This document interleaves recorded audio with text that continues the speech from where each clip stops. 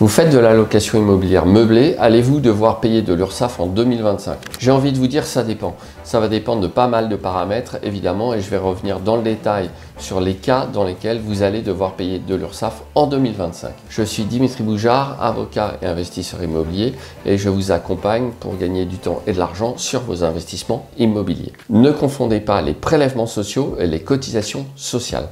Vous allez payer de l'URSSAF si vous dépassez certains seuils de location meublée. Pour rappel, il y a deux statuts du loueur meublé, le loueur meublé non professionnel et le loueur meublé professionnel. Si vos revenus locatifs meublés dépassent 23 000 € par an et vos revenus d'activité professionnelle, vous allez devoir vous immatriculer auprès de l'URSSAF en choisissant un régime d'affiliation. Je vous conseille vivement de voir ça de près avec votre expert comptable. De plus, si vous faites de la location meublée en courte durée, vous allez devoir vous affilier auprès de l'URSSAF dès lors que vous dépassez 23 000 € de chiffre d'affaires simplement sur la location meublée en courte durée. Et j'ai déjà eu l'occasion de faire plusieurs vidéos sur ces sujets. Je reviens dessus car en réalité, l'URSSAF durcit un peu sa position et maintenant l'URSSAF réclame également l'affiliation auprès de personnes qui cotisent à un régime de sécurité sociale dans l'intérieur d'un autre pays de l'Union européenne. Alors c'est étonnant puisque normalement il y a de la jurisprudence qui a prévu que les personnes qui génèrent des revenus en France mais qui cotisent à un régime de sécurité sociale dans un autre pays de l'Union européenne n'ont pas à payer la CSG et la CRDS si ce sont par exemple des revenus dits du patrimoine. Il s'avère que j'ai des retours de mes clients qui me disent que l'URSSAF, alors même qu'ils sont fiscalisés dans un autre pays de l'Union européenne et payent des cotisations sociales dans un autre pays de l'Union européenne, ceci incluant la Suisse qui fait partie de l'espace économique européen, petite subtilité, eh bien j'ai des retours de clients qui me disent l'URSSAF m'a écrit pour me demander de m'affilier et pour cotiser à l'URSSAF sur mes revenus du patrimoine immobilier en France. Donc vous voyez, ça se tend un petit peu, faites bien attention à ça, il y a de multiples conséquences et on va avoir de plus en plus de conséquences, notamment au regard des problématiques de réintégration de l'amortissement. Alors ça c'est de la fiscalité pure, mais on a des textes qui commencent à se chevaucher et à s'entremêler dans toutes ces questions d'URSSAF. En effet, comment justifier que vous ayez à payer des cotisations URSSAF alors même que vous êtes fiscalisé et que vous en payez dans un autre pays de l'Union sur des revenus français sans que vous ayez pour autant le droit à bénéficier de prestations sociales. Ça devient assez compliqué, d'accord? Donc sur tous ces sujets, évidemment, je vous invite à nous rejoindre dans la communauté du droit d'investir. Je développe ça lors des divers podcasts et je vous tiens au courant de l'actualité, notamment jurisprudentielle en la matière. Ainsi, par exemple, j'avais eu l'occasion de parler du fait que si vous arrivez avec une inscription à l'URSSAF, l'URSSAF ne vous laissera normalement pas repartir. Alors revenons sur une étude de cas concret maintenant en termes chiffrés. Un client X est frontalier et travaille en Suisse. C'est le cas quand même beaucoup de personnes, que ce soit au Luxembourg, en Suisse. Et dans cette hypothèse, il est assujetti à un régime de sécurité sociale en Suisse, ça veut dire qu'il paye des cotisations sociales en Suisse. L'URSSAF commence à venir un petit peu chercher ce type de personnes lorsque l'URSSAF s'aperçoit qu'il n'a pas de revenus professionnels fiscalisés en France.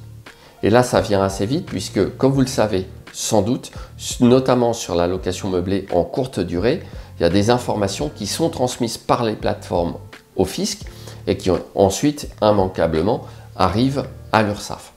Et l'URSSAF va simplement regarder les seuils de chiffre d'affaires et va décider qu'au-delà de notre fameux seuil de 23 000 €, je le rappelle que c'est l'article L611-1 du Code de la Sécurité sociale qui prévoit l'affiliation dès lors que vous dépassez 23 000 € de chiffre d'affaires en location meublée en courte durée.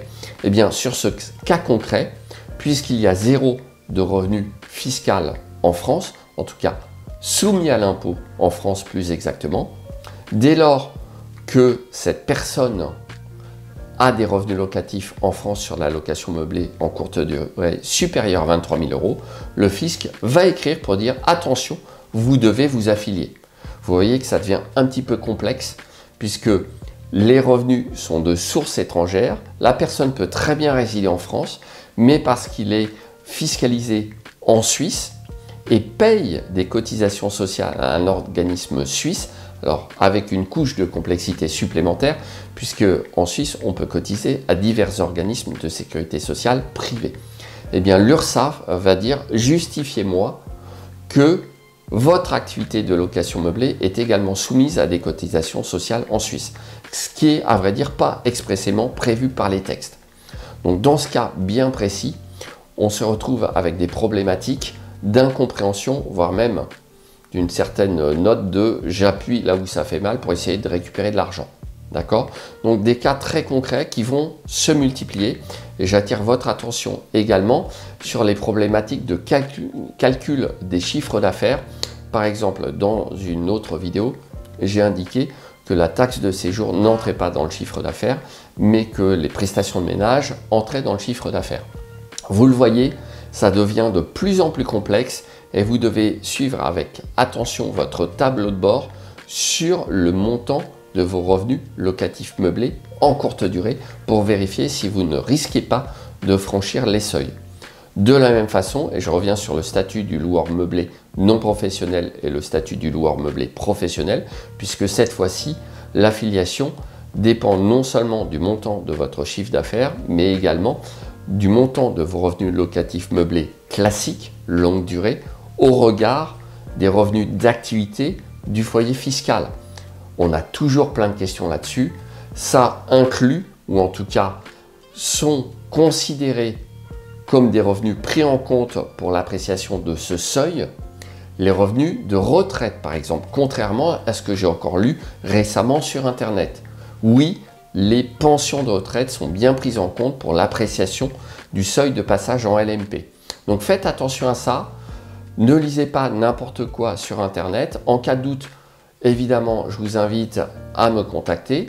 Vous pouvez aussi aller vous référer aux textes légaux comme le fameux BOFIP. Alors je le dis et je le répète à l'envi, attention, le BOFIP n'est pas quelque chose qui se lit aisément et je vous invite, si vous n'êtes pas un juriste ou un fiscaliste, à ne pas vous fiez à ce que vous croyez comprendre à la lecture du BOFIP, car vous risquez assez souvent de faire des contresens. Mais en tout état de cause, voilà, ne vous fiez pas à des informations qui ne proviennent pas d'une source officielle et vérifiée et fiable. Voilà, j'espère que cette vidéo vous a éclairé un peu plus sur ce qui risque de vous arriver au niveau de l'URSSAF en 2025.